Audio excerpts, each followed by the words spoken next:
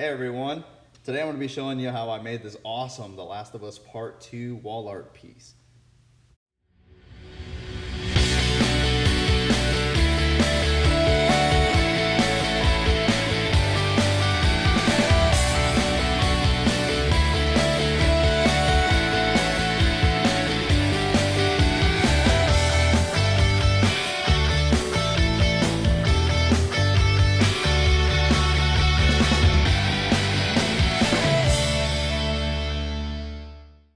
So first I want to make sure I give credit where credit's due to David at Iconic Nephilim on Twitter, who made this awesome fan art of The Last of Us Part 2. Be sure to check the link below to their Twitter. They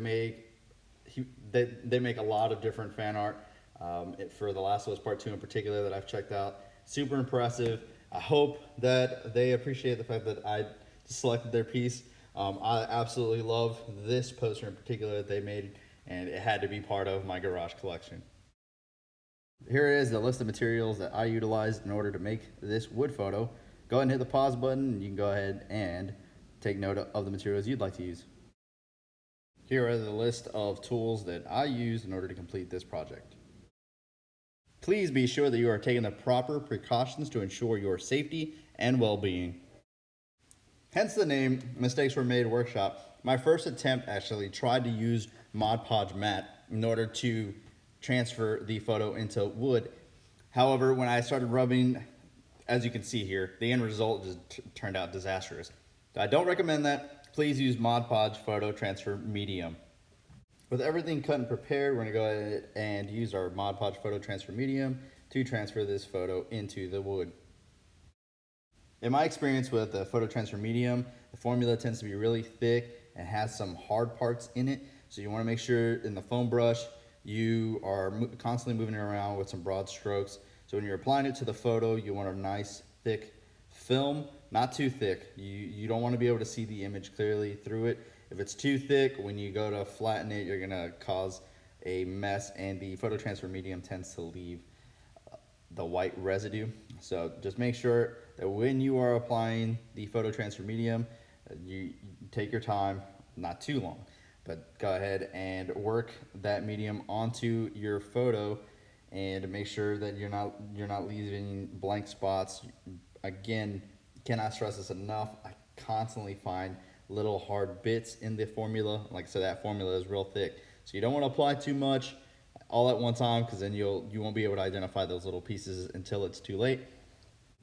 So towards the end of applying the Mod Podge Photo Transfer Medium on a photo, I tend to keep my fingers only around the edges, so that way when I go ahead and use my roller, I know that the medium will spread to that portion. As you can tell right there in that corner, the medium was really thin. I already knew where I wanted to place this on the wood piece prior to me applying the medium to the photo, so make sure that you are taking the time to make sure that you have some space there. That roller that I utilized came with a Mod Podge set. I will be sure to include a link below in case you want to purchase that. The blue rag that I'm using here is a complete dry rag. I'm just using it to clean up the Photo Transfer Medium because it will leave a white residue once it dries if you don't clean it up when it's wet. After the cure time is satisfied, I went ahead and used the blue rag there. I got it all nice and wet. It's cold in the garage, so that was some hot water that I had there. And we're just gonna go ahead and place a wet rag on top of it and leave it walk away for about 10 minutes. And after about 10 minutes, we're back. I'm ready to go ahead and rub the paper film off of the photo. As you can see, you can clearly see the photo through the white film there. So we're gonna go ahead and take our time. Again, take your time, take your time, take your time. This video makes it look like I did this super quick, and this process probably is the longest part of the photo transfer process. So you wanna make sure that you are rubbing really lightly. Don't rub too hard, or you will rub through the photo and ruin your overall project. So just make sure that you're taking your time. I kind of rotated between both of those rags that I had on my workstation there, and I will go ahead and show you what it looked like once I was done rubbing off that film. Now that that's done, what I went ahead and grabbed was a little scraper You could use a screwdriver, utility knife, just a little blade here. Since the white photo transfer medium dried, I want to go ahead and just scrape a little bit of off really, really softly. Don't want to go too hard or ruin the wood piece and possibly the photo itself. So this is what the photo looked like dried with no clear coat on it. Again, it was all paper based, so it has that white film looking to it. What we're gonna do is take water-based polycrylic, a really good painter's brush, and I have this scraper here as a straight edge. The reason for this is I only want to protect the photo at this point. I still want to stain, but I'm also going to be routing the edges, and I don't want to ruin the photo during these next two steps. So the whole purpose of this is to protect that photo. I don't want to ruin the project. In hindsight, this is kind of where my mistakes were made, right? I didn't know that the photo was gonna, you know, really, I wasn't entirely sure how the routed edges were going to impact the overall photo. So I wanted to do the photo first before the router. But in your case, you should, I definitely recommend routing your edges first, then putting a stain, then using the photo transfer. The stain will not interrupt the photo transfer. I kind of did things backwards here. So because of that, I am putting this protective coat over the image so that way I can move forward with how I want the end result to look. So again, you can reverse order of these steps that I took, and you can go ahead and route the edges of your board first and stain before you apply your photo transfer medium and apply the photo. During the routing process, I wanted to protect that photo still, so I put a piece of paper and applied it with some painter's tape. So that way, as I'm using my router, there's not reduces the chance of me accidentally scraping off the image. In your case, you can use whatever bit you'd like. I was just kind of testing out some bits that I bought, and there's a couple of bits that I hadn't used before, so I wanted to see what this one ended up looking like. Using the tape, I don't really recommend, because again, these are brand new router bits that I have, and this router bit in particular kind of got a lot of that adhesive residue from the tape on it, but it didn't impact its ability to go ahead and deliver a awesome final product. As you can see on the router bit right there, there's a piece of tape that got stuck to it. So I don't recommend it, but in my case, I'm making all the mistakes so you don't have to.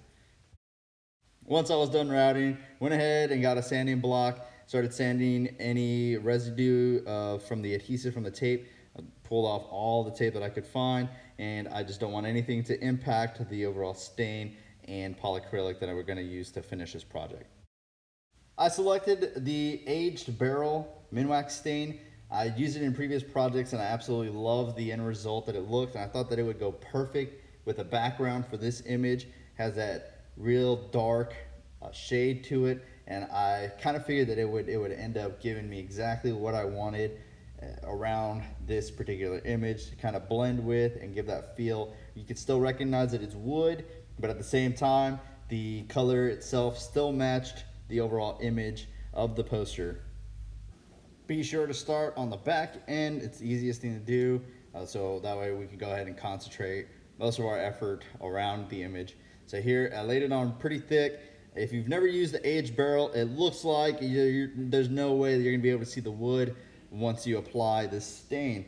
However, that's exactly why I really love using this stain, because watch what happens once we begin wiping it off here with a regular shop towel.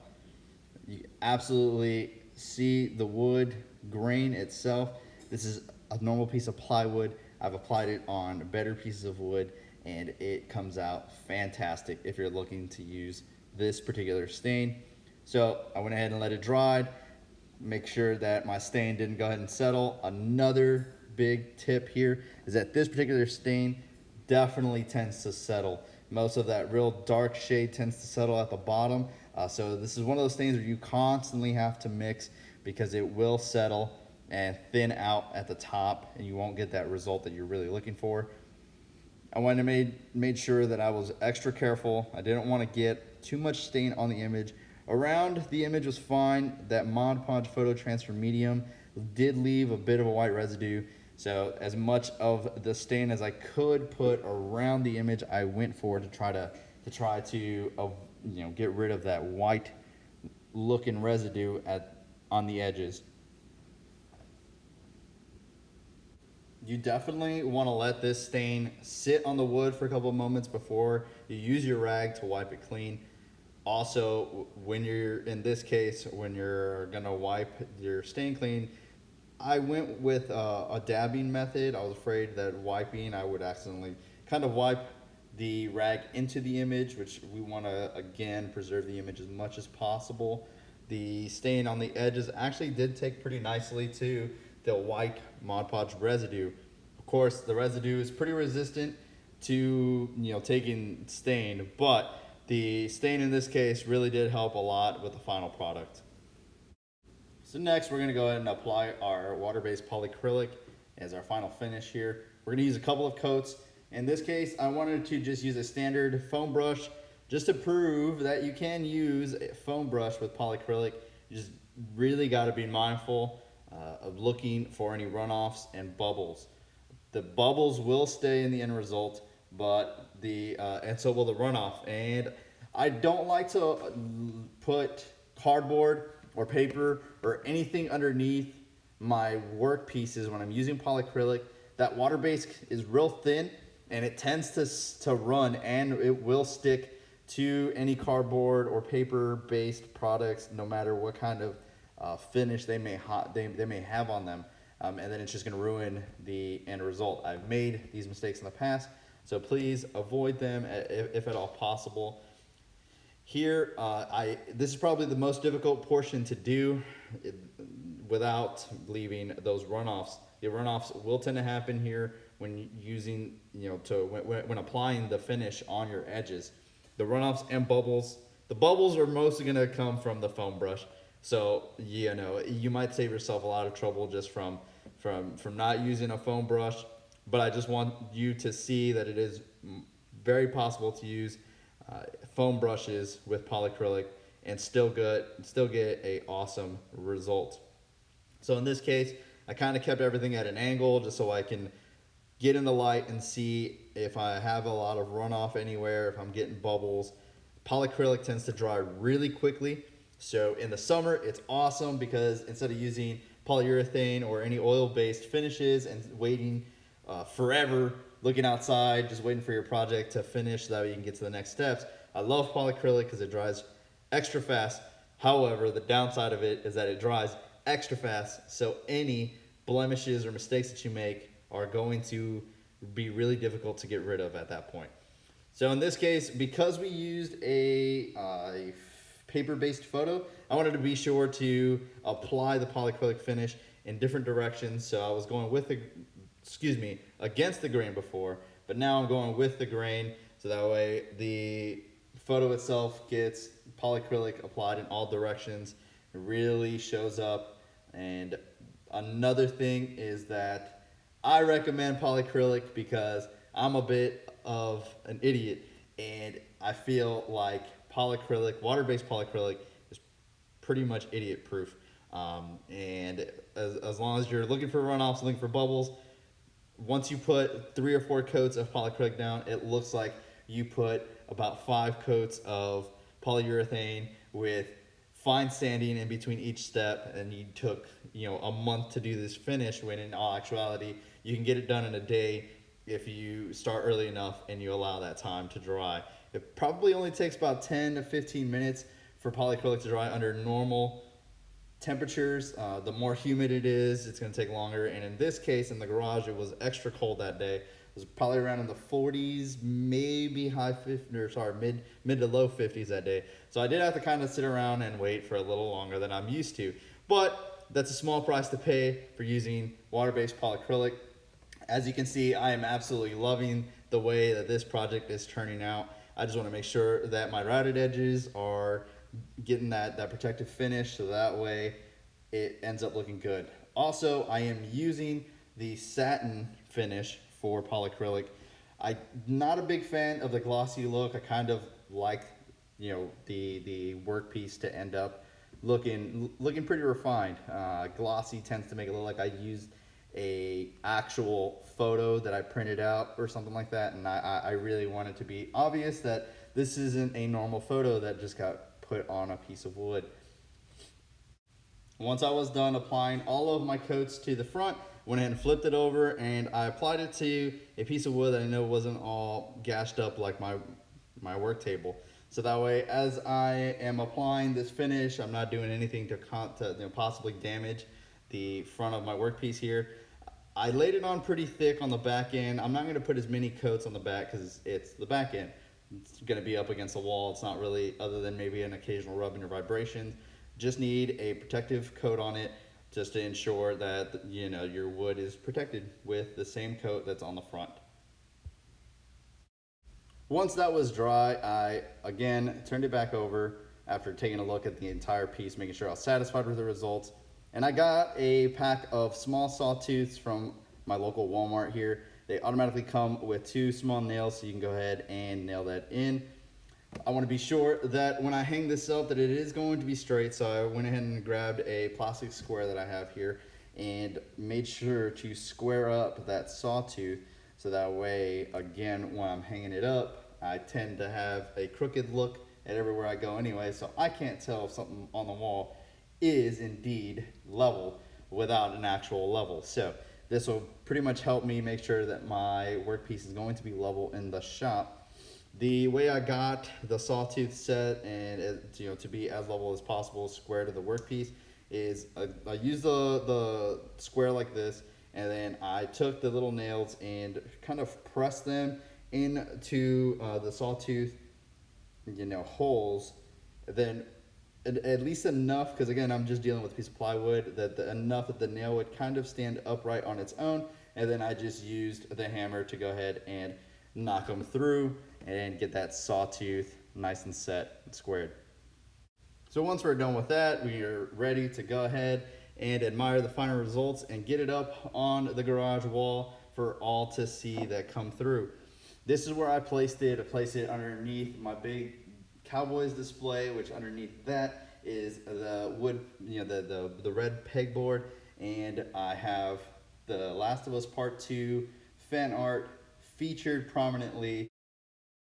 Thanks for watching this video. If my mistakes and my project was super helpful for you, smash the like button. If you'd like to suggest some future projects for me, by all means, please send those comments. Go ahead and comment on the video. I will be sure to respond as soon as I possibly can. Thanks again for watching my channel, Mistakes Were Made Workshop.